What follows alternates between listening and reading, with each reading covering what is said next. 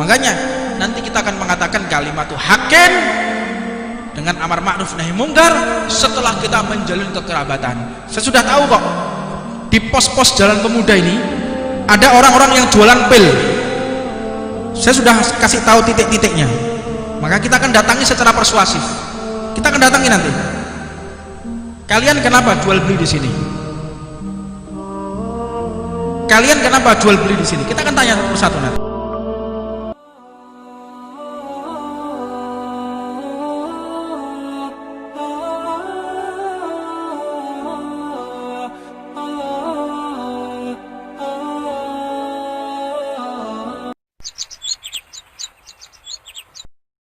Bismillahirrahmanirrahim.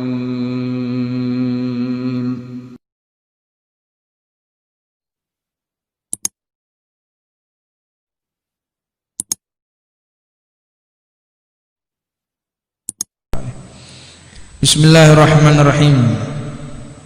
Alhamdulillahirabbil alamin wa bihi nasta'inu ala umri dunya waddin.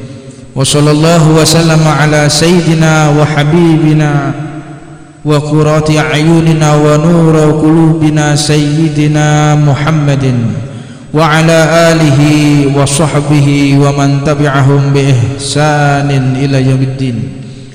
Subhanaka la ilma lana illa ma 'allamtana innaka antal alimul hakim. Rabbi shrah li sadri wa yassir li amri wahlul 'uqdatam min lisani yafqahu qawli. Assalamualaikum warahmatullahi wabarakatuh. Sebagaimana yang kita bahas di minggu yang lalu tentang amar ma'ruf nahi mungkar, bab ini lumayan panjang. Biar yang kita pahami tentang amar ma'ruf nahi mungkar, istilah kerennya sekarang nggak gagal paham, nggak salah paham. Sebab banyak di akhir-akhir ini membuat suatu tindakan yang belum ditabayunkan, belum diklarifikasi, justru sudah mengadili. Ini biasanya para pelaku medsos yang seperti itu.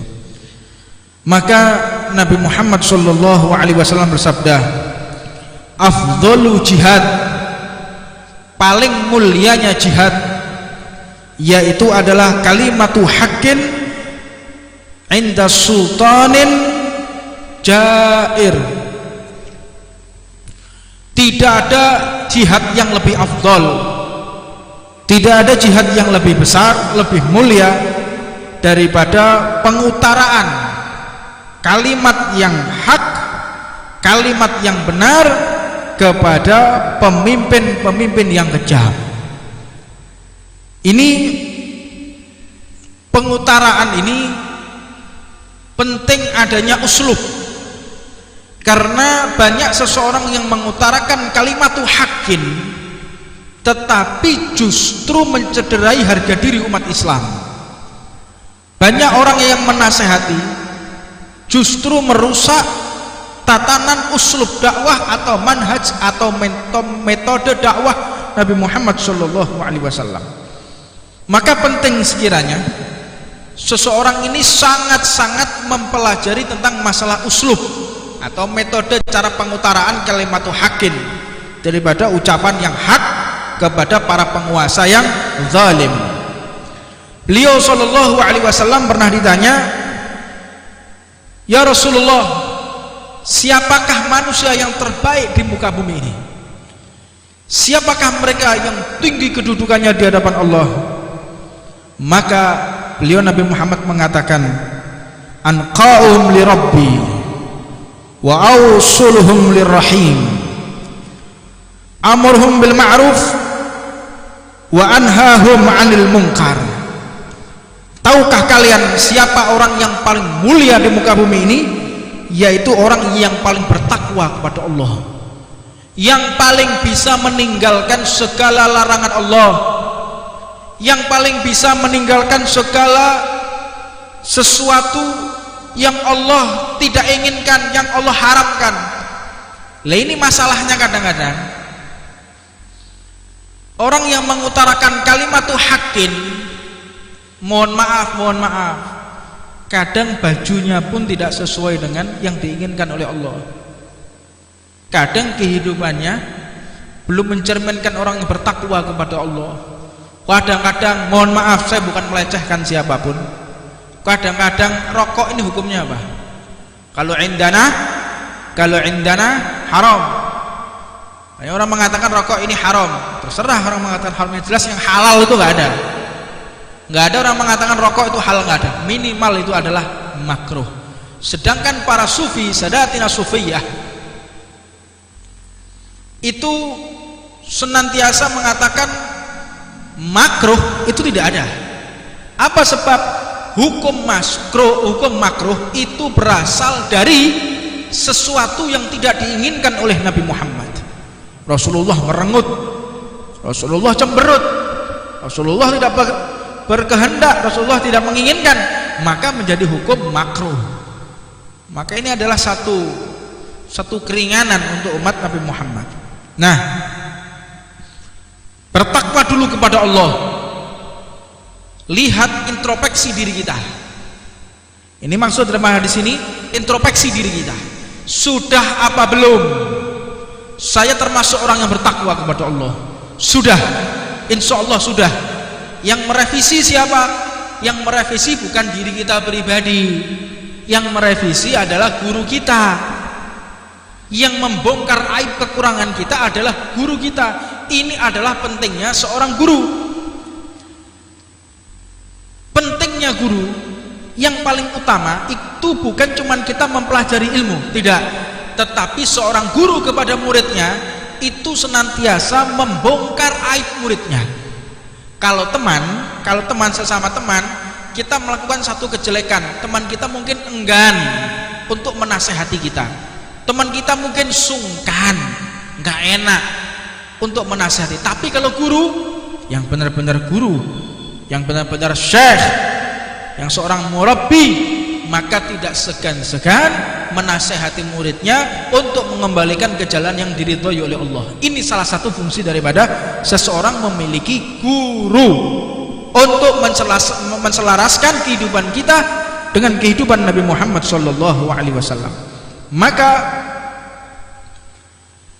setelah kita bertakwa, maka yang kedua adalah orang yang menyambung tali kekerabatan. Kalau kita sudah bertakwa, masuk ke fase berikutnya. Apa itu? Menyambung tali kekerabatan, tidak putus silaturahmi. Harus menyambung silaturahmi. Jika sudah takwa, menyambung silaturahmi, maka yang berikutnya adalah menyeru di dalam hal amar ma'ruf nahi mungkar. Ini kadang-kadang yang menyeru amar ma'ruf nahi mungkar, dia tidak menyambung kekerabatan. Saudara muslimnya dihantam sendiri, saudara muslimnya dicaci sendiri, saudara muslimnya dihujat sendiri. Nggak mungkin seseorang dikatakan menyambung untuk menyeru di dalam amar ma'ruf nahi mungkar. Kalian takwa, oke. Kedua, kalian menyambung kekerabatan. Yang ketiga baru kita amar ma'ruf nahi mungkar. Karena menyambung di dalam kekerabatan ini penting. Tujuannya untuk apa sih? Agar kita bisa mengetahui bagaimana keadaan daripada umat. Kalau kita putus silaturahmi, kita nggak tahu. Dia tiap hari ke masjid, tapi di rumah dia nanti minum khamr, kita kan nggak tahu. Saya aja pernah lihat ke orang ini 5 waktu di masjid, 5 waktu dia di masjid, tapi setiap ke masjid dalam keadaan penceng begini. 5 waktu dia di masjid. Kalau waktu puasa jam 4 dia udah di masjid ya, duduk sambil nunggu puasa, tapi dalam keadaan mabuk. Ini kan repot yang seperti ini. Apa sebab? Kita tidak menyambung kekerabatan dengan mereka. Kalau kita menyambung kekerabatan dengan mereka, kita akan tahu apa sih kausa kehidupan dia yang salah. Kita harus perbaiki dulu secara personal, baru amar ma'ruf nahi mungkar. Tapi kalau kita tidak menyambung kekerabatan, amar ma'ruf nahi mungkar, maka akan terjadi clash, tabrakan di sana sini. Dengan apa? Karena tidak mengenal antara satu dengan yang lainnya. Makanya pernah dikatakan, bahwa Rasulullah SAW menceritakan tentang sebuah desa yang berpenghuni dengan 18.000 jiwa. Suatu desa jumlah anggotanya 18.000 jiwa, dan mereka semua hidupnya seperti Nabi. Zakatnya, tahajudnya, iktikaf di masjidnya, 18.000 orang semuanya. Tidak ada satupun yang keluar daripada ajaran Rasulullah. Seperti Nabi juga, sunnah semua dijalankan. Tapi Allah, mohon maaf, bukan Rasulullah yang maksud adalah Nabi Muhammad, tetapi ini di zaman daripada Rasulullah yang lain. Mungkin itu Nabi Ibrahim, mungkin itu Nabi Musa. Saya kurang memahami di dalam jalur cerita yang tepat. Sehingga mereka ini disiksa oleh Allah. 18.000 jiwa disiksa semuanya, padahal orang yang taat. Hingga para malaikat pun bertanya, ya Allah, apa alasanmu untuk menghukum mereka, padahal mereka baca Quran, padahal mereka mengeluarkan zakat, mereka berpuasa, kehidupannya, tatanan hidupnya bagus. Kenapa engkau hukum semua orang, 18.000 orang ini, tidak kau sisakan satupun? Kata Allah Subhanahu wa ta'ala, karena mereka telah memutus tali kekerabatan dengan pelaku maksiat. Ada orang mabuk dibiarkan, oh itu bukan keluarga saya kok, itu bukan saudara saya ya kok. Itu 18.000 orang semua disiksa oleh Allah, nggak diampuni sama Allah, padahal sudah melaksanakan segala perintah Allah. Ini yang paling penting ya ikhwan, pahami keadaan sekeliling kita. Kenapa mereka bisa maksiat, kenapa mereka bisa mabuk, kenapa mereka bisa judi? Pahami dulu karakter kita sebelum kita berdakwah. Lihat dulu, kira-kira apa permasalahan daerah ini ya? Kok ada lokalisasi? Kok ada tempat orang jual beli narkoba? Kok ada orang minum minuman keras? Apa sebab? Teliti dulu, lihat kondisi. Sebagaimana ini yang diajarkan oleh guru kami Al-Habib Umar Muhammad Shalih bin Hafidh radhiyallahu ta'ala anhu wa nafa'anallahu bi ulumih. Ketika kita berdakwah, itu lihat dulu bagaimana psikologis masyarakat setempat. Kalau mereka sukanya minuman keras, jangan bahas masalah minuman keras. Ini salah satu cara usul dakwah. Ada kita masuk ke daerah perkampungan desa yang sukanya minuman keras, sedangkan kita menyampaikan syariat.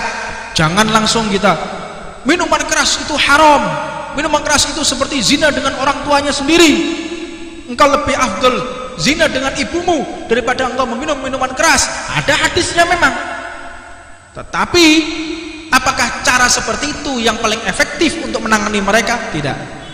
Berikan mereka ampunan. Kalian adalah orang yang dicintai oleh Allah.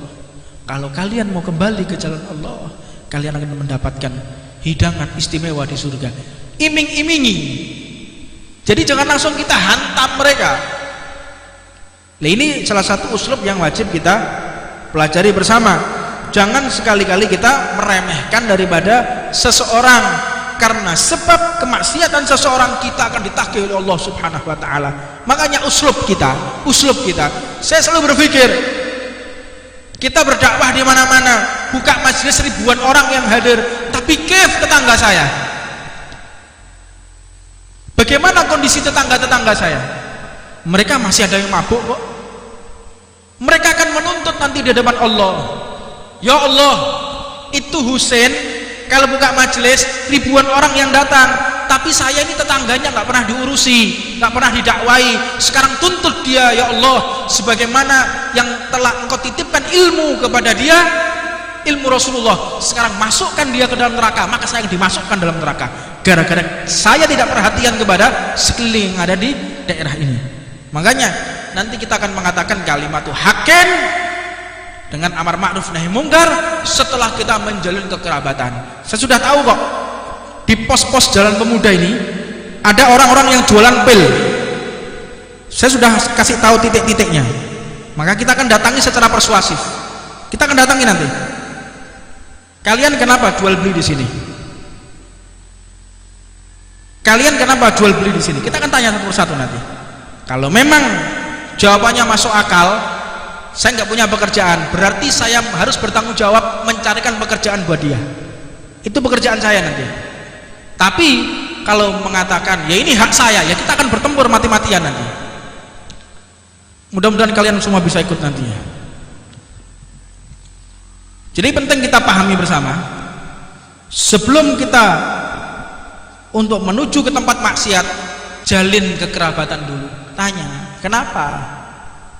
Apa nggak ada pekerjaan lain? Ada, tapi saya butuh modal sekian juta. Kita harus penuhi ya ikhwan. Kita harus penuhi. Kalau kita nggak bisa memenuhi dia, jangan harap dia akan berhenti untuk berjual narkoba. Tanya dulu, kenapa kau berjual narkoba? Ya karena ini mudah buat saya. Ini bukan alasan yang tepat berarti. Saya nggak ada kerjaan lain, saya terpaksa.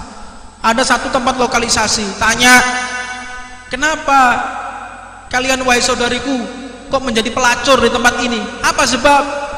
Mohon maaf, kami tidak ada pekerjaan lain. Kami tidak ada saudara. Kalau seandainya aku bukakan lapangan pekerjaan, apakah engkau mau berhenti?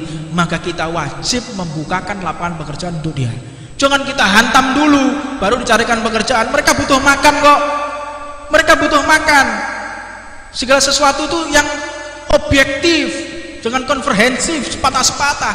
Pahami dulu kausa, pahami dulu sebab musabab dia kok melakukan daripada hal-hal yang tidak diridhoi oleh Allah Subhanahu wa taala. Ini karena sangat singkat, saya akhiri sampai di sini, dan insyaallah kita akan sangat mendalami tentang masalah amar ma'ruf nahi munkar, dan mudah-mudahan Allah melancarkan lisan kita semua, memberikan kekuatan yang begitu kuat kepada kita sehingga tidak akan takut kepada siapapun walaupun nyawa menjadi taruhannya. Rabbana atina fid dunya hasanah wa fil akhirati hasanah wa qina adzabannar wa 'allamana wa masyayikhuna wa ila hadratin nabi Muhammadin sallallahu alaihi wasallam. Sirul Fatihah.